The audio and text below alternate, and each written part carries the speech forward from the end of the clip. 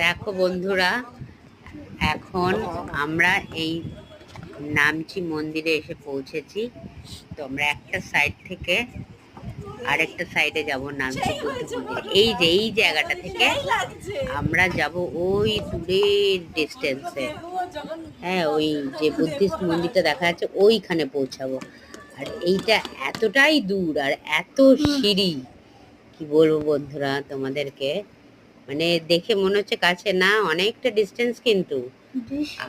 আর তো সিঁড়ি, ওই বুদ্ধের মন্দিরের কাছে পৌঁছানোর জন্য যে সিঁড়িটা, ও সেটা যে কতগুলো সিঁড়ি কি বলবো।